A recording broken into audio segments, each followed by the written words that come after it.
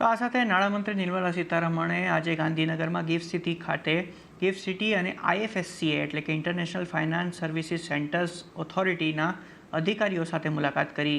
આ બેઠકમાં ગુજરાતના નાણામંત્રી કનુભાઈ દેસાઈ પણ હાજર રહ્યા। આ બેઠકમાં નાણાં સચિવ અને નાણાં મંત્રાલયના બધા સચિવો પણ હાજર હતા। આ સાથે આ બેઠકમાં RBIના ડેપ્યુટી ગવર્નર, સેબીના ચેરપર્સન તુહિનકાંત પાંડે, IFSCના ચેરમેન, ગિફ્ટ સિટીના ચેરમેન, IRDAIના ચેરમેન પણ હાજર રહ્યા। આ બેઠકમાં વિવિધ નિયમનકારી મુદ્દાઓ પર ચર્ચા કરવામાં આવી। આ સાથે ગિફ્ટ સિટી ગાંધીનગરમાં એરક્રાફ્ટ લીઝિંગ ફિનટેક હબ અને તરફ ઝડપી ગતિથી એ કામ કરવાનું સૂચન કરવામાં આવ્યું છે। આ સાથે નાણાકીય ઉત્પાદનો, નાણાકીય સેવાઓમાં સુધારો કરવા પર પણ ધ્યાન કેન્દ્રિત કરવાનો હેતુ પણ રાખવામાં આવ્યો। આ સાથે નિર્મલા સીતારમણે 20થી વધુ માર્કેટ પાર્ટિસિપન્ટ સાથે પણ બેઠક કરી છે।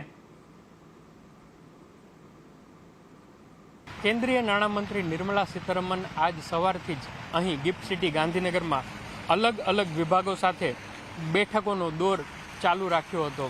ખાસ કરીને IFSC અને IFSCના અધિકારીઓ પાસે અત્યાર સુધીનો પ્રોગ્રેસ રિપોર્ટ પણ જાણ્યો અને આવનારા 5 થી 10 વર્ષમાં શું રોડમેપ હોઈ શકે તે અંગે પણ તેમની પાસેથી માર્ગદર્શન આપ્યું અને અલગ અલગ સૂચનો પણ સાંભળ્યા।